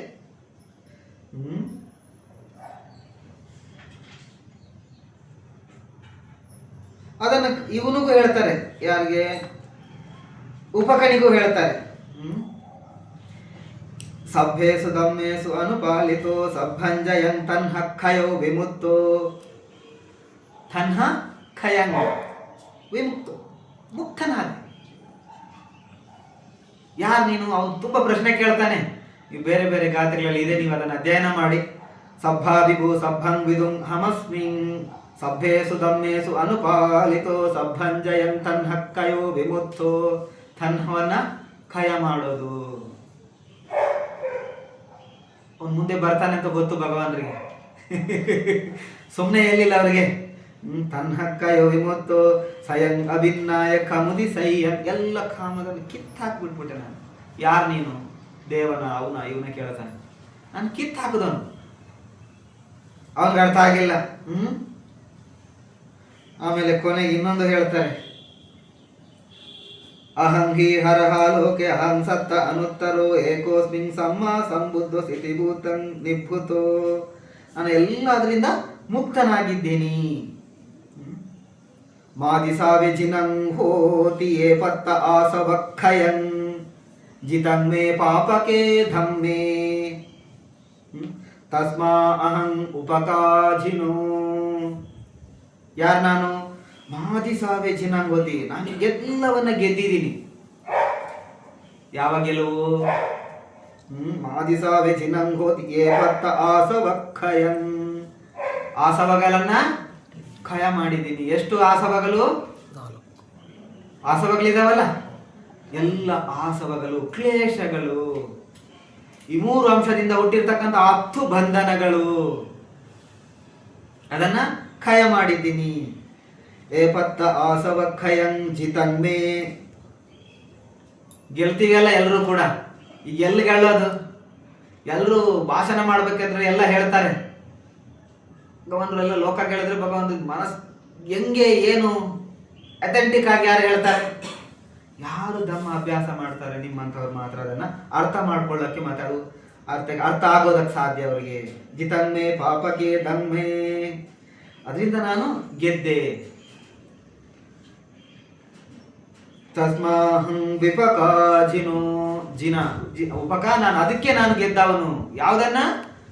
ಆಸವಗಳನ್ನ ಖಯ ಮಾಡಿದ್ರಿಂದ ನಾನು ಕ್ಷಯ ಮಾಡಿ ಗೆದ್ದವನು ನಾನು. ಯಾರು ಅಂತ ಕೇಳ್ತಾನೆ ತಾನೆ, ಹೆಂಗ್ ಭಗವಾನ್ ಉತ್ತರ ಕೊಡೋದು ನೋಡಿ. ಈಗ ನಿಮ್ಗೆ ಬಹಳ ಸ್ಪಷ್ಟ ಆಯ್ತಾ? ನಿರೋಧ ಅಂದ್ರೆ ನಾಶಗೊಳಿಸೋದು, ತಡೆಯೋದು, ಮತ್ತೆ ಹುಟ್ಟದೇ ರೀತಿನಲ್ಲಿ ಮಾಡೋದು ನಿರೋಧ. ನಿರೋಧ ಅಂದ್ರೆ ನಿಬ್ಬಾನ. ಭಗವಾನ್ ನಿರ್ವಾನ್ ಅಂತಂದ್ರೆ ಕ್ಲೇಶಗಳನ್ನ ತಡೆಯೋದು. ಯಾವುದನ್ನ? ಕ್ಲೇಶಗಳನ್ನ. ಭಗ್ನ. ವಾನ್ ಯಾವುದನ್ನ? ಲೋಭದೋಷ, ಚರಿತ್, ಮೋಹ, ಇವೆಲ್ಲವನ್ನ ನಾಶಗೊಳಿಸೋರು ಭಗವಾನರು. ಈಗ ನಿಮ್ಗೆ ಯಾರಿಗಾದ್ರೂ ಭಗವಾನ್ ಅನ್ನೋದಕ್ಕೆ ಏನಾದ್ರು ಅತೃಪ್ತಿ ಇದೆಯಂದ್ರೆ ಒಳಗಡೆ ಬೇರೆಯವ್ರನ್ನ ಬಿಟ್ಟುಬಿಡಿ ಅಲ್ವಾ. ತನ್ನ ಹೆಸರನ್ನು ಬೇಕಾದ್ರೆ ಹಂಗೇನು ಇಟ್ಕೊಂಡಿರ್ತಾರೆ, ಅದ್ರ ಬಗ್ಗೆ ಅವ್ರಿಗೆ ಬೇಜಾರಿಲ್ಲ. ಆದ್ರೆ ಭಗವಾನ್ ಬುದ್ಧವನ್ನ ಭಗವಾನ್ ಅನ್ನೋದಕ್ಕೆ ಬೇರೆಯವರೆಲ್ಲ ಸೇರಿಸಿರೋದಂತೆ. ಇರ್ಲಿ, ಎಲ್ಲರೂ ಕೂಡ ಸತ್ಯ ಅರ್ಥ ಆಗ್ಲೇಬೇಕು. ಸತ್ಯವೇ ಅಲ್ವಾ. ಸೊ ಆದ್ರಿಂದ ದುಃಖ ನಿರೋಧ ಈಗ ಅರ್ಥ ಆಯ್ತಲ್ವಾ. ಹೇಳಿದ್ರು ಬೇರೆ ಬೇರೆ ಎಲ್ಲ ಉದ್ದಾಗಲ ಮಾಡಿ ಹೇಳ್ಬೋದು, ಆದ್ರೆ ಸರಳವಾಗಿ ನಿರೋಧ ಅಂದ್ರೆ ತಡೆಯೋದು, ಬಂಧ ಮುಕ್ತವಾಗೋದು, ನಾಶಗೊಳಿಸೋದು, ಹಾರಿಸೋದು. ಇದು ನಿರೋಧ. ನಿರೋಧವೇ ನಿಬ್ಬಾನ. ನಿಬ್ಬಾನಂ ಪರಮಂ ಸುಖಂ. ಈಗ ದುಃಖದಿಂದ ದುಃಖ ಇತ್ತು, ದುಃಖ ಕಾರಣ ಇತ್ತು. ಇದು ನಿಬ್ಬಾನ ಪರಮಂ ಸುಖ. ಈಗ ಸುಖ ಬೇಕಾನೆ, ಅದಕ್ಕೇನ್ ಮಾಡ್ಬೇಕು? ಇದನ್ನ ಮಾಡ್ಬೇಕು. ಹೇಗ್ ಮಾಡೋದು ಅನ್ನೋದನ್ನ ಮುಂದಿನ ಸತ್ಯದಲ್ಲಿ ನೋಡೋಣ. ಅರ್ಥ ಆಯ್ತಾ? ಮುಂದಿನ ಸತ್ಯ ಇದೆಯಲ್ಲ, 4ನೇ ಆರ್ಯ ಸತ್ಯ, ಅದರಲ್ಲಿ ನೋಡೋಣ. ಸ್ವಲ್ಪ ಬೇರೆ ಬೇರೆ ಡೆಫಿನೇಷನ್ಗಳ ಮೂಲಕ ನೋಡೋದಕ್ಕೆ ಟ್ರೈ ಮಾಡೋಣ. ಸೊ ಐ ಥಿಂಕ್ ಆಯಿತು, ಅರ್ಧ ಗಂಟೆ ಜಾಸ್ತಿ ಆಯಿತು. ಸೊ ಓಕೆ, ಈ ಸರಳವಾಗಿ ನನ್ನ ತಿಳುವಳಿಕೆಗೆ ಅನುಗುಣವಾಗಿ ನಿಮಗೆ ಧಮ್ಮ ಹೇಳೋದಕ್ಕೆ ಅವಕಾಶ ನಾನು ಪ್ರಯತ್ನ ಪಟ್ಟೆ. ಸೊ ನಿಮ್ಗೆ ಎಷ್ಟು ಅರ್ಥ ಆಗಿದೆ ಗೊತ್ತಿಲ್ಲ. ನನ್ನ ಗುರುಗಳು ತುಂಬ ಹೇಳಿದ್ದಾರೆ. ನಾನು ಸ್ವಲ್ಪ ದಡ್ಡ, ನನಗೆ ಅರ್ಥ ಆಗೋದು ಸ್ವಲ್ಪ ಕಮ್ಮಿ.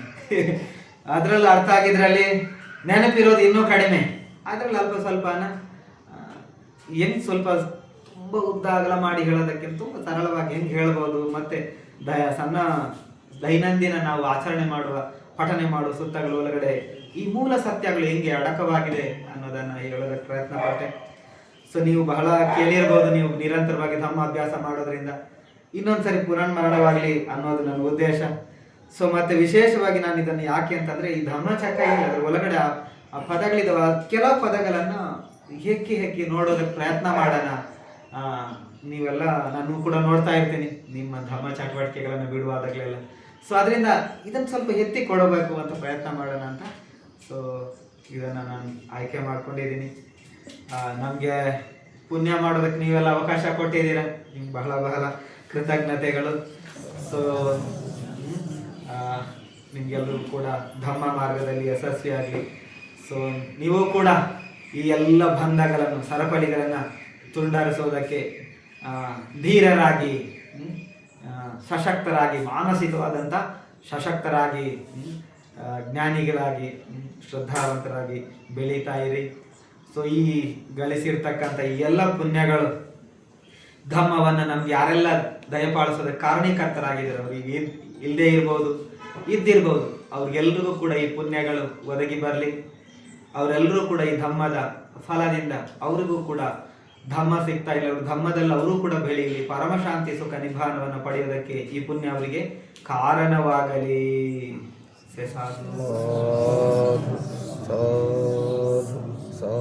ಹಾಗೇನೆ ನಾವು ಗಳಿಸಿರ್ತಕ್ಕಂಥ ಪುಣ್ಯವನ್ನ ನಮ್ಮೆಲ್ಲ ಹಿರಿಯರು ಧಮ್ಮದಲ್ಲಿ ಇದ್ದಿರ್ಲಿ, ಇಲ್ಲದೆ ಇರಲಿ, ಯಾರೆಲ್ಲರೂ ಕೂಡ ಇದರ ಗತಿಸಿರ್ತಕ್ಕಂಥ ಅವರೆಲ್ಲರಿಗೂ ಕೂಡ ಈ ಪುಣ್ಯದ ಭಾಗ ಒದಗಿ ಬರಲಿ. ಅವರು ಕೂಡ ಸುಖ, ಶಾಂತಿ, ನೆಮ್ಮದಿ, ಆರೋಗ್ಯ ಭಾಗ್ಯವನ್ನು ಹೊಂದಿ ಧಮ್ಮ ಮಾರ್ಗದಲ್ಲಿ ಬೆಳೆದು ಅವ್ರಿಗೂ ಕೂಡ ನಿಭಾನವನ್ನು ಸುಖ ಪಡೆಯೋದಕ್ಕೆ ಈ ಪುಣ್ಯ ಕಾರಣವಾಗಲಿ.